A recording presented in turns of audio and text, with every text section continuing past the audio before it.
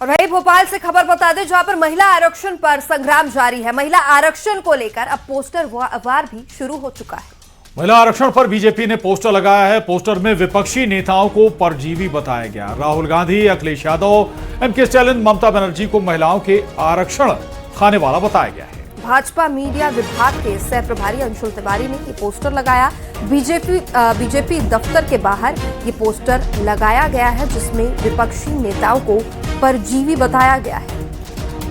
महिला आरक्षण बिल पर अब सियासत सातवें आसमान पर है। पोस्टर वॉर भी जारी हो गया है। बीजेपी की तरफ से भी पोस्टर वॉर यहां पर हो रहा है।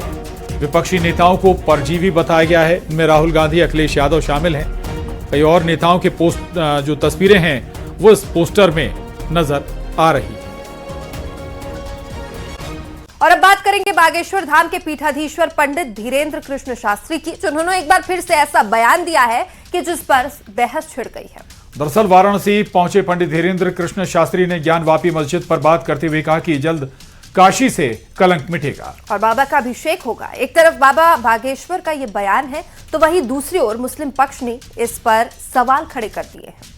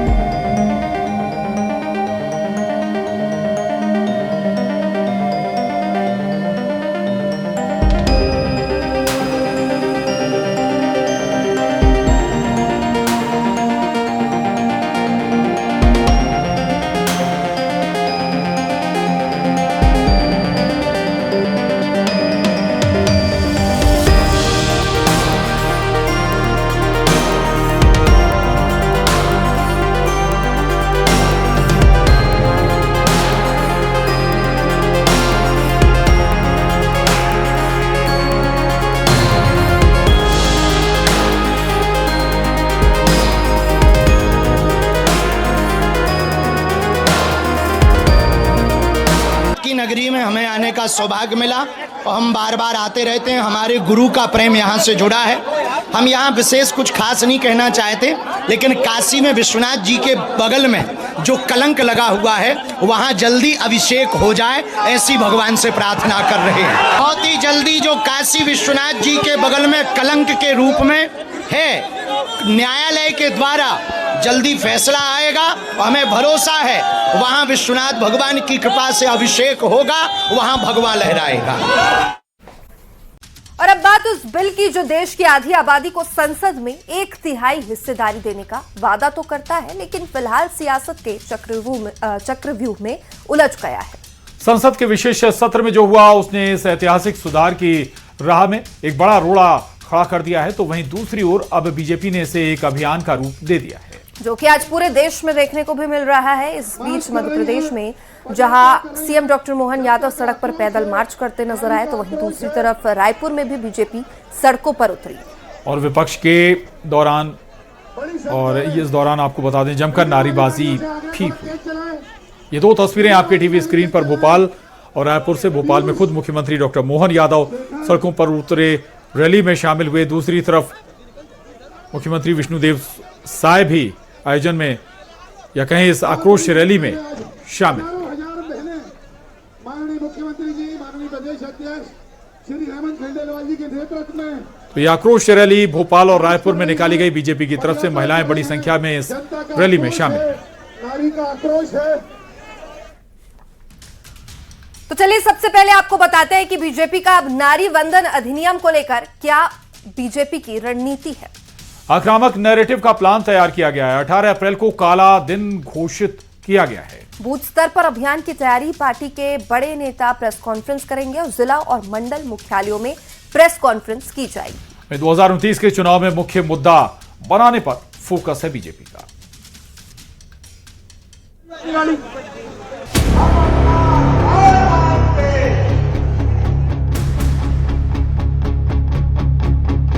आधी आबादी का अधिकार, सड़क पर संग्राम। बीजेपी का प्लान अब देश भर में अभियान। विपक्ष का रास्ता रोका, क्यों महिलाओं से धोखा। लोकसभा में 131वां संविधान संशोधन विधेयक यानी कि महिला आरक्षण बिल गिरने के बाद मध्य प्रदेश की राजनीति में बड़ा उबाल आ चुका है। मुख्यमंत्री मोहन यादव ने विपक्ष के खिलाफ मोर्चा खोलते हुए इसे नारी शक्ति के साथ विश्वासघात करार दिया है। इस बीच आज बीजेपी के दिग्गज सड़क पर उतरकर विपक्ष पर बरसते नजर आए। आज आप लोग बड़ा प्रोटेस्ट कर रहे हैं। ये आक्रोश है हमारी बहनों का। माननीय अध्यक्ष हेमंत खंडेवाल जी, हम लोग बहनों के साथ हैं। पूरे प्रदेश जन आंदोलन बनाएंगे इसे 100% वो जन आंदोलन। देखिए, मध्य प्रदेश के मुख्यमंत्री डॉक्टर मोहन यादव हमारे साथ हैं और एक्सक्लूसिवली उन्होंने न्यूज 18 पर इस बात को कहा है कि इसे बड़ा जन आंदोलन जो है वो बनाया जाएगा। बड़ा जन आंदोलन बनाने का काम जो है वो बीजेपी इस पूरे मुद्दे को लेकर करेगी। वहीं दूसरी ओर आक्रोश रैली से पहले सीएम डॉक्टर मोहन यादव ने जनता को संबोधित करते हुए एक के बाद एक कई बड़े हमले बोले। क्या हमारी बहनों के हक पे डाका डाल करके ये अपने मंसूबे पूरे कर सकते हैं? कभी नहीं, असंभव। मुझे इस बात की प्रसन्नता है, बहनों के हक पर डाका डालने के खिलाफ भोपाल की सड़कों पर बहनें अपने हक के लिए लड़ने आई है। अपने आप का अभिनंदन करें। उनके शब्दों में मैं एहसास करता हूं कि नारी सब भूल जाती है, कभी अपना अपमान नहीं भूलती है। ये हमको याद रखना है।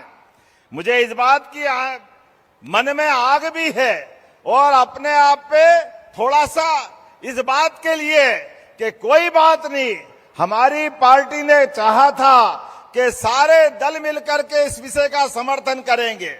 कोई बात नहीं, प्रधानमंत्री के शब्दों में कि संख्या बल में 2/3 हमारा उस समय मत प्रतिशत नहीं था, लेकिन ये आत्मबल की कमी नहीं है, इच्छा शक्ति की कमी नहीं है। देश की आधी आबादी की इच्छाओं का गला घोटने वालों, आपको कब्र से निकाल करके आपको सजा दिलाई जाएगी। आपने बहनों के साथ अन्याय किया है। संसद में बिल गिरना बीजेपी के लिए सिर्फ हार नहीं बल्कि विपक्ष को एक्सपोज करने का एक मौका बन चुका है। बीजेपी ने अब आक्रामक नैरेटिव प्लान कर लिया है। आज आक्रोश रैली के जरिए बीजेपी ने साफ संदेश देने की कोशिश की है कि हमने हक देना चाहा लेकिन विपक्ष ने छीन लिया। वासु चौरे, न्यूज 18 भोपाल।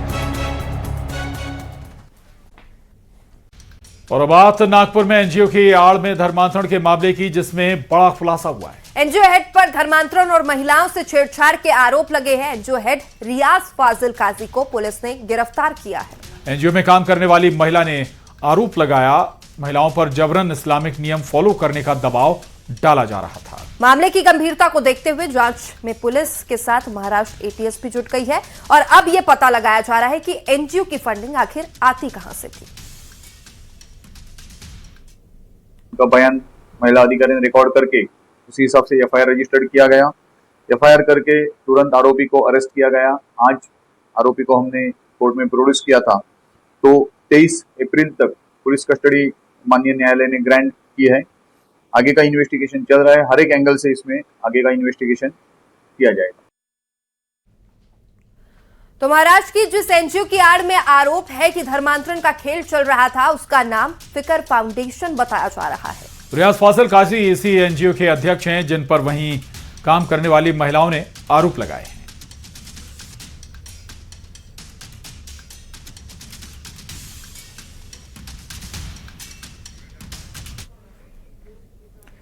और अब आपको बताते हैं ये पूरा मामला आखिर है क्या। दरअसल महाराष्ट्र की नागपुर में एनजीओ में धर्मांतरण और छेड़छाड़ का मामला सामने आया और जिसमें एनजीओ के अध्यक्ष पर धर्मांतरण का दबाव डालने का आरोप लगा। एनजीओ अध्यक्ष रियाज फाजिल काजी पर धर्मांतरण के अलावा छेड़छाड़ का भी आरोप है। और यह आरोप एनजीओ में ही काम करने वाली एक महिला कर्मचारी ने रियाज फाजिल काजी पर लगाए हैं। आरोप तो यह भी है कि रियाज काजी महिलाओं पर इस्लामिक नियम फॉलो करने के लिए दबाव डालता था।